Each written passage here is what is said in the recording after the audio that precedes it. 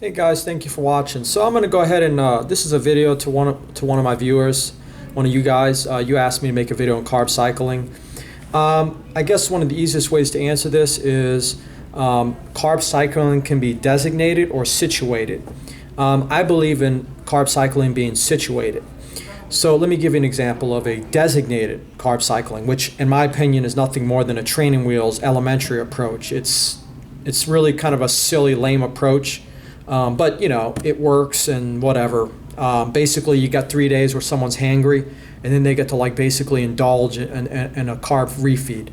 It's kind of your standard cyclical low carb diet or ketogenic diet where you go 3 days ketogenic or 3 days low carb, and then you have 1 day of carb refeed. I know this, guys, because I know the science. I'm a trainer. I have a, you guys know, I've competed in bodybuilding, over 50 shows,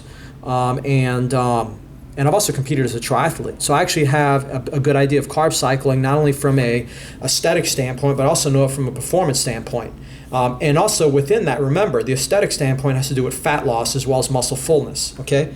So I think the standpoint you guys were interested in carb cycling was the fat loss aspect, right? Well, the way carbs affect your body and so forth really depends on a lot of factors, okay? Too many to get into this video. I want to keep this pretty short and sweet. But one of the things I will say that affects carb status is our fitness status. So if a person is not as fit, their ability to process carbs will be less. Now that's just kind of on a level playing field. Because there are some people who process carbs very well. They're kind of known as the genetic, high metabolism type who can, eat a whole bunch of carbs and they don't gain weight. I think it's a little more complicated than that, and that's kind of beyond the scope of this video. I'm not going to get into that. But I also think those YouTubers who are talk about health and fitness and diet and whatever, and they talk about those people who process carbs better and how those who don't process as much need to have less carbs. I think that's a silly. That's the if it fits your macros calorie counting garbage that gets spewed out where you actually control your carb quantity. My focus is on carb cycling being situated. Situated means it's, okay, so it's designated, I just mentioned, it's 3 days low carb, 1 day carb. That's a cycle, right? Or you can have where it's straight, a cycle where it's maybe a week straight where your carbs are like 200 grams a day or maybe 150 depending on who you are, and if you have a prep coach who's going to get you to get the results by cutting your carbs and all that crap. That's just silly. You're going to end up being moody, hangry, and it's not going to be sustainable, and you're only doing it for the short term. You guys know me, I'm long-term ripped. It's because it's a lifestyle, and it's fun, and I enjoy it. And there's not one day where I'm hangry. In fact, hunger is my friend, because hunger is a sign of detoxifying the body. No, I'm not a big intermittent fasting guy, but I certainly make sure that I wait between meals, and I appreciate the feeling of not eating. It's a good feeling. So I may make a future video on that, the positive side of hunger.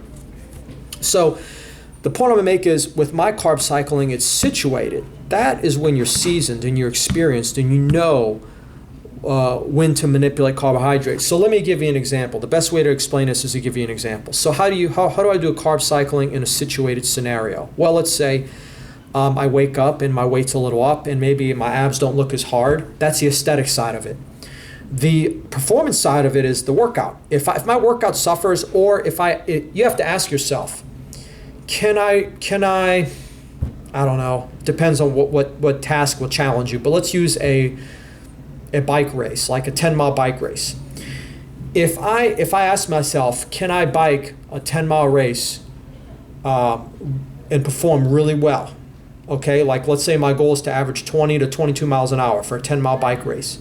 If my answer to performing well is no, you know what that means? I need to carb up. That's what it means. That's something that you've never heard before. This is a subjective scale to assess glycogen status. To ask yourself, can I perform at that high level? And if the answer is no, that probably means you can afford to increase carbs for the performance variable, okay? If the answer is yes, you're adequately carbed. Okay, so again, that's not a concrete, subjective method, but it's something that I remember I came up with. It was kind of like this cool intuitive idea that came to fruition one day when I was training. when I was actually doing carb cycling, but now it's situated. So, okay, so let's get back to the aesthetics. So I want to wake up and my abs don't look as hard. There's a lot of reasons for that, okay? There's just normal fluctuation. But what I'll do is I'll look back and see what I was eating the few days earlier, and that kind of gives me some information. When I carb cycle and it's a situated situation, what I mean is situated is I mean that, so instead of like cutting my carbs, the grams, I will maybe reduce the type of carbs. So maybe it'll be like, instead of eating that brown rice or that quinoa, I will replace it with like beans instead, or I will have more fruit and more greens and those kinds of things, you know. So I'll have like slower burning carbs and more of those. And again, that's just so that's, or I would eat already have cooked carbs versus raw carbs. So if I need to increase my carbs and I want to maintain, like, let's say a level of leanness or whatever, then I'll maybe have instead of eating raw vegetables, like cooked vegetables, so I can increase calorie absorption without necessarily having to carb up in the designated way of like eating a sweet potato or having a baked potato or something like that, you know, or you know, like, I just think those are remedial elementary carb up strategies that really work for, it's kind of an easy way to coach somebody. Whereas with me, it's more scientific, it's more in depth, it's more about, you know, understanding, you know, lots of things, you know what I mean? Like carb tolerance and the kind of carbs, or how a person responds to this particular kind of carbs, the nutrition, the nutrient density of those carbs, all those things. So, again, guys, it's a complex topic. I couldn't give you the simple, straight answer because there really is no simple, straight answer when it comes to carb cycling. Just because my main focus is doing this thing the right way and doing it the healthy way. I don't believe in the whole calorie counting has its place, but at the same time, the quality of the calories also. I just cannot separate that from counting calories. I just cannot. In fact, if you really want the honest truth, I will do both.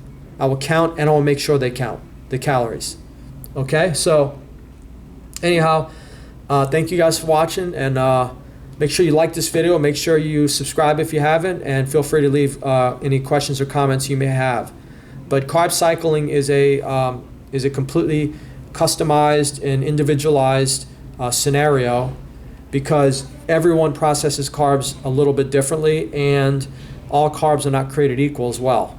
And also remember, the fitness status affects your ability to process carbs. So for instance, if somebody is fitter, then they might be able to have a little more carbs and a little more of the carbs that they maybe couldn't have when they were less fit.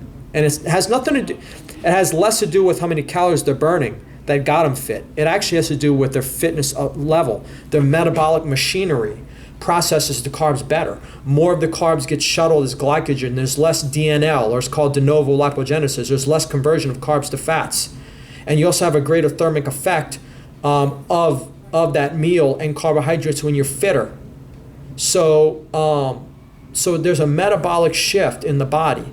So that's why it's not an easy answer. It really depends on the person. It would take me to have to kind of pry and just kind of assess the person, ask questions, you know, like, what's your fitness level?